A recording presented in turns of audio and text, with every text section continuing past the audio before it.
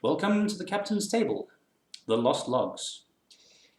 Jump forward to 2011, and I had been experimenting with all sorts of different systems and settings and genres of GMing. I'd picked up quite a bit of experience by this point. And at some point I got it in my head that I would like to go back to Star Trek GMing. I think part of the reason for this was that the Stargate d20 system had proven quite a success for us. We had quite a lot of fun with the Stargate campaign. And that was some clear, straightforward rules, very useful rules that worked for a technologically advanced sci-fi kind of a game. We were very used to fantasy and modern D&D and Cthulhu and things like that, but we never quite got a good way of running a sci-fi campaign, and Stargate D20 for its own setting seemed to work very well. So I thought I would maybe mess around with that. I had also bought the Spycraft version 1 rulebooks, and Spycraft and Stargate D20 are basically the same rules. I mean, they're obviously the D20 system, but they were both published by a company called AEG, and they were quite closely related. They borrowed a lot of additional rules from each other. So I thought, great, I will take these Spycraft rules that I really like. I'm enjoying reading through the rule books, even though the Spycraft campaign I tried running was a bit of a flop. And borrow things from the slightly simplified Stargate rules and throw in a couple of my own ideas. And unfortunately, I probably spent most of my time just figuring out how to do starship stats. It was a hobby, it kept me busy, it kept me off the streets, but it wasn't particularly useful for most sessions, unless you really wanted to do lots and lots of starship combat. Not really useful. I think I also probably borrowed from the original Star Wars D20 starship combat rules, because we'd had quite a lot of fun, playing X-Wings versus TIE Fighter kind of games. And I sort of probably assumed that we could have similar fun with the Star Trek starships. These days I wouldn't assume that. They're very different styles of combat. Instead of single-person fighters, it's a bridge of people. Everybody's got to do something different from each other. It's quite tricky to make that engaging for all the players involved. And yeah, it just isn't supposed to feel the same. But that was my starting point, I think. So I spent ages and ages just killing time making up starship stats, seeing if I could make a conversion system to go from the last Unicorn starship stats that I had a large collection of to what we will call my D20 homebrew system. And then when I actually got around to doing a little bit of playtesting, we had some time in 2011, I don't remember exactly when.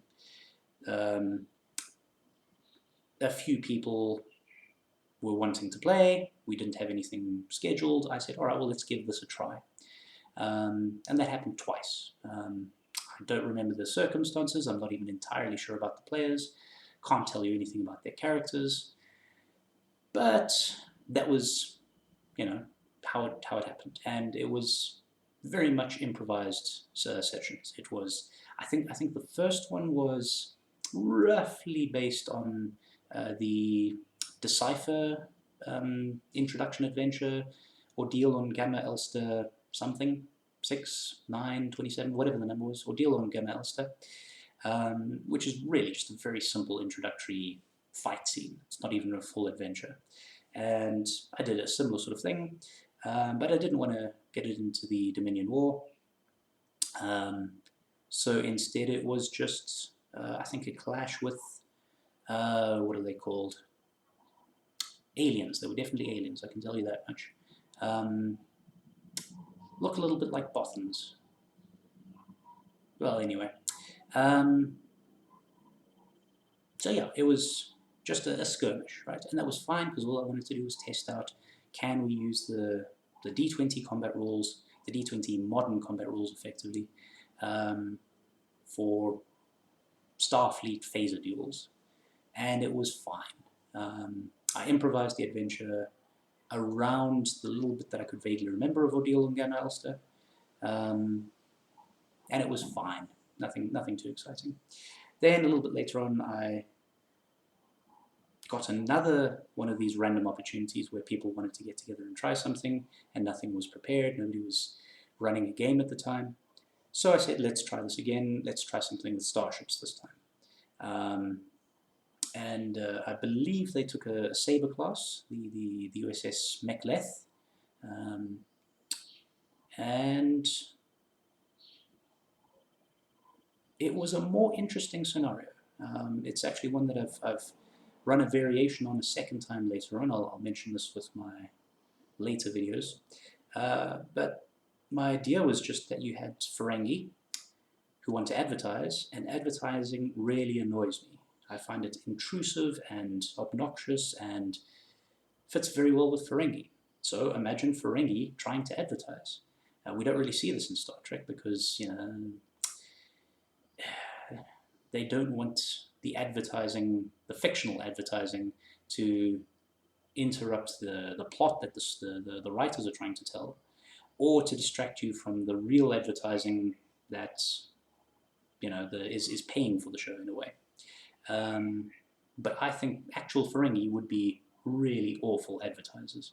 So we had Ferengi just blasting their adverts by what the Federation considers illegal means, and so the USS Mechleth is sent off to go and deal with them. I can't remember the specifics of exactly how it went from there, but it was fun. Was it a good test of my homebrew rules? Not really. I can't tell you anything about how the rules worked, or how they didn't work, as the case may be. But it was fun. And I think kind of what I learned from this was that I really enjoy just making up stories and bouncing ideas off of the players and using their brains as the system rather than the dice. Never used the d20 rules again after that. I'm pretty sure I spent a long time still messing around with my list of starships and, you know, having fun doing conversions there. But that was just a hobby for me. It wasn't ever really going to be something I GM'd with.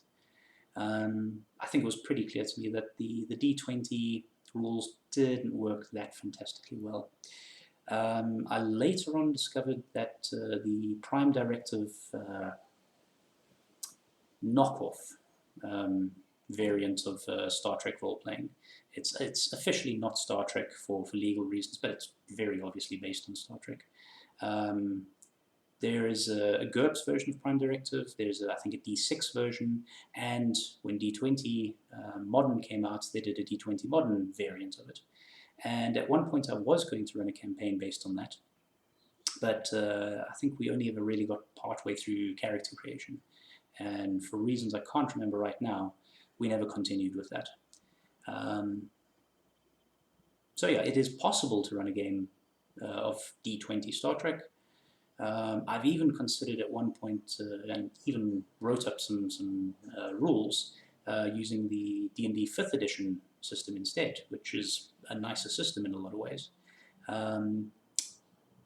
But never actually played that. Don't know exactly how well it would work.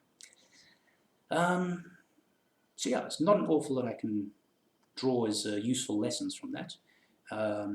Messing around with your own system variations is interesting if that's the sort of thing that interests you. Players basically don't care. Players just want to know that the rules will be okay for what they want to do. And your more rules-intensive players will want to understand how they can use the rules to their advantage. So it helps if you've got a completed system for them, but if you're playtesting, the whole point is that it's not finished yet. So yeah, you got to mess around with these things.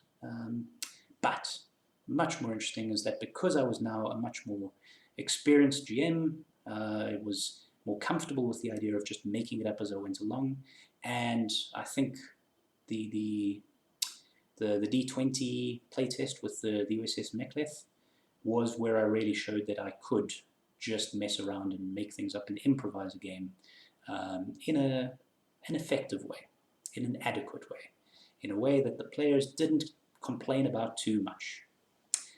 Still had plenty to learn, but you know, it's always a learning process.